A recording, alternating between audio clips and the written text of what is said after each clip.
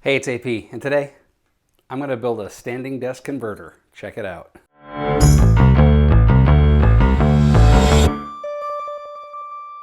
I'm at the age now that every time I sit, stand, or walk, I groan. Seriously though, I've had back problems for many years, and much like a lot of you out there, I have a day job that keeps me sitting down in front of a computer most of the day. Boy, that's just a straight shooter with upper management written all over him.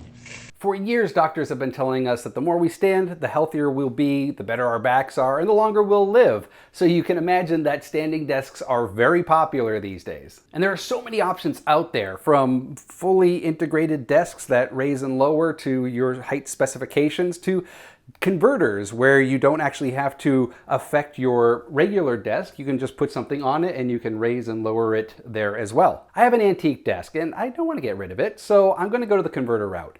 And there are so many great off-the-shelf options out there, but considering I like to DIY stuff, I figured, why not make it myself? I landed on this wood design because it can easily be taken apart, plus it looks nice and it's customizable. So if my wife wants to use it, she can just kind of move her shelf to her particular height and we get kind of a 2-for-1 out of this project. To do this project, you'll need a couple things. I'm going to make this out of 3/4 inch plywood because of it's sturdy and I have a lot of it in the shop. So I just want to get through it all.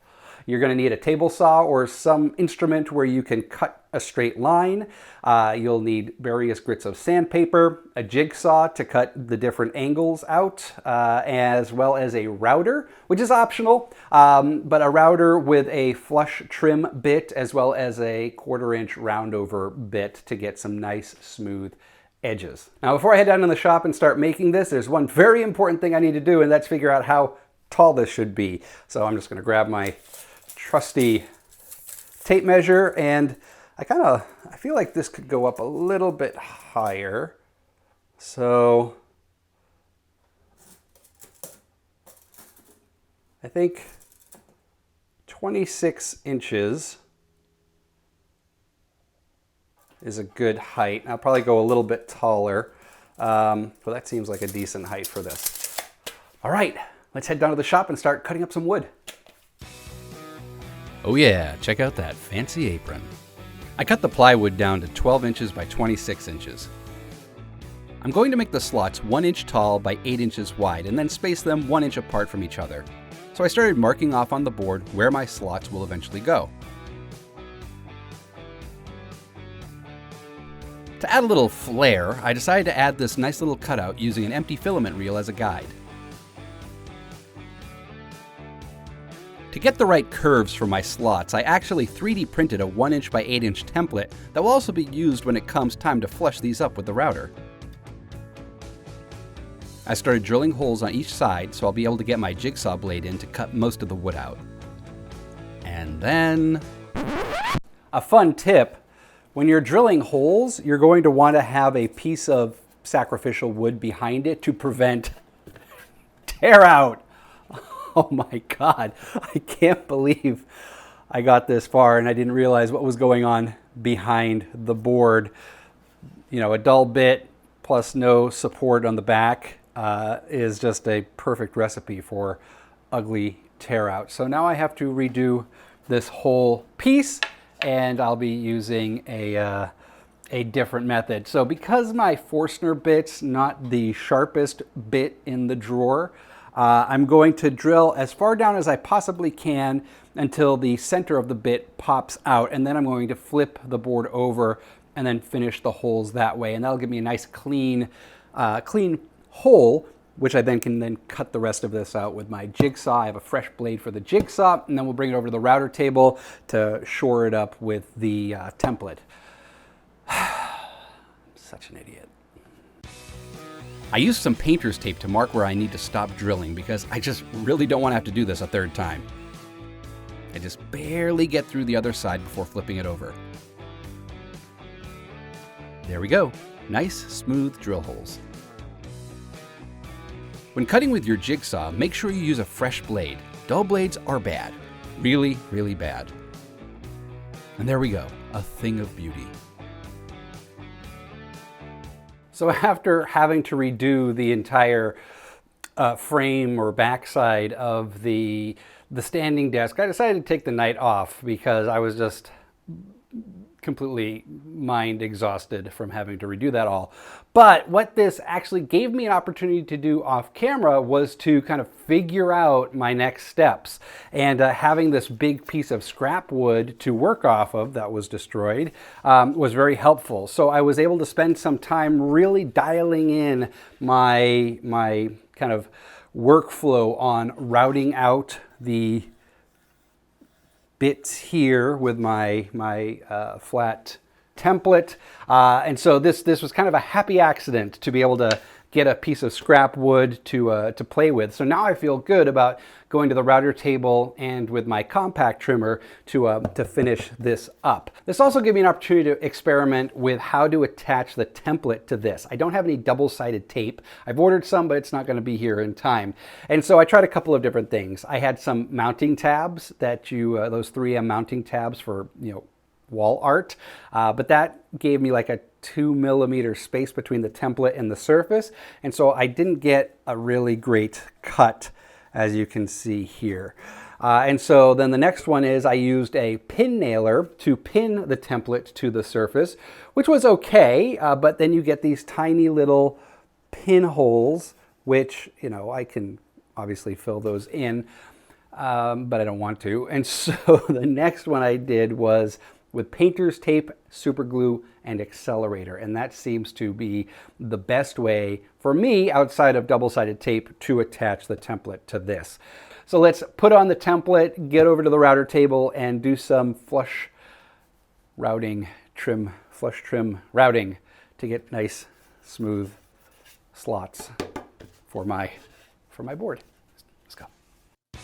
This worked so much easier than expected. You just put tape on the template, tape on the board, super glue on one side, accelerator on the other, and bam. Now, just make sure you get it lined up properly. This is a strong hold, so if you screw up, just take off the tape and try again. And now we route. The only pointers I have here are when you're on the router table, you move from right to left. When you're going handheld from the top, you move from left to right. Otherwise, you'll wear out the bits and possibly burn your wood. Hey now.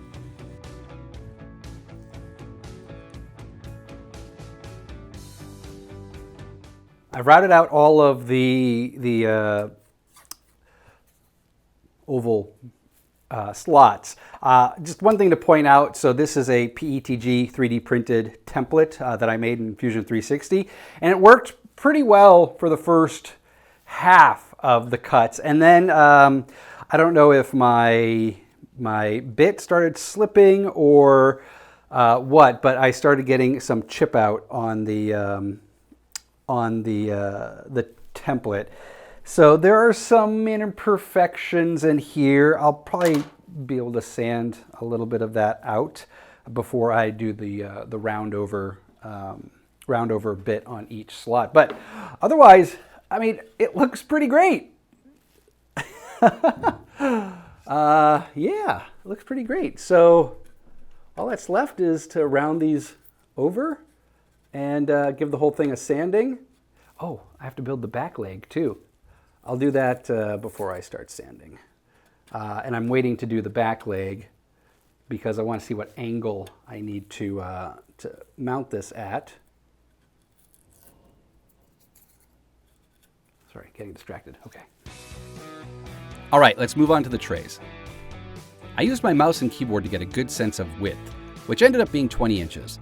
The depth will be 12 inches, and then I'll cut out a 7.5-inch tab which will stick through the slots on the backboard.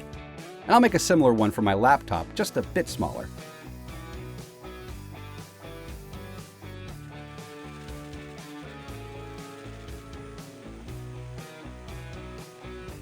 And then we round over the sides to make it nice and pretty.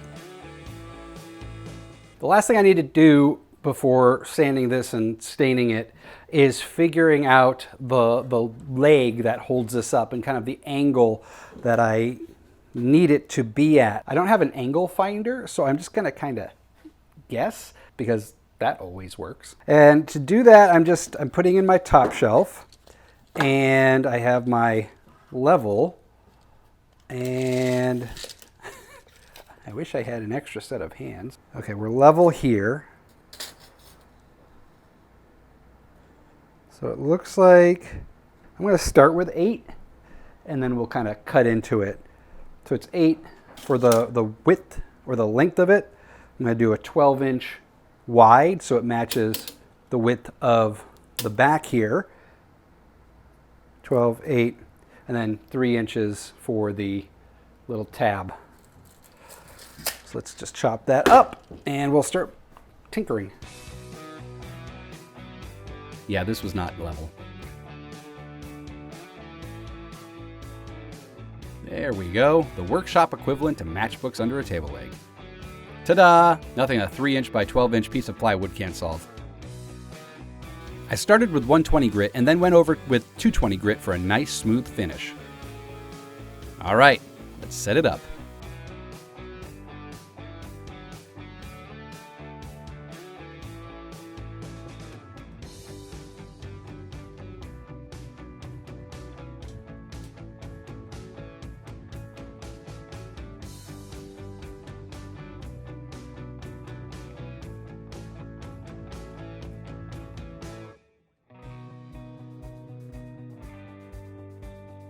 All right, not only does this look nice, but it actually works. It's standing up. My stuff is being held in the air. I wish it was a little bit higher, but for my purposes, it's actually just fine. And what's great is that I can change the height of it if I needed to for my wife, if she wants to use this in her office. But yeah, overall, I'm pretty satisfied with how this turned out. One thing I'm not crazy about is that it does feel a little wobbly.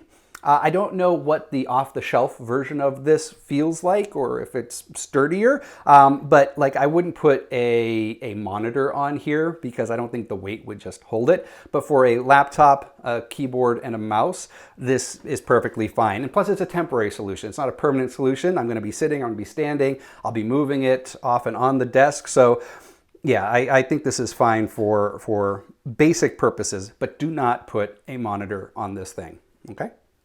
You heard it here first. All right, a couple pro tips for this build. First, use sharp blades. I started using dull blades by accident and it caused splintering in the plywood, which is not very pretty. So I picked up some new blades for my jigsaw and the cuts were much smoother. So sharp blades for the win. If you're new to using a router, like I haven't used a router a lot, use a scrap piece of wood to get a feeling for the motion, the direction that you need to go in, the height of the roundover bits or the flush cut trim bits, because the last thing you want to do is use your final piece of wood to test out your router and then screw it up and have to start from scratch. So grab a scrap piece of wood and test before you move on to the final finished piece of wood. Now this was inspired not only by off-the-shelf solutions, but also DIY Montreal's build of this. And in her video, she put a V-notch on the back of her shelves to help lock it into position.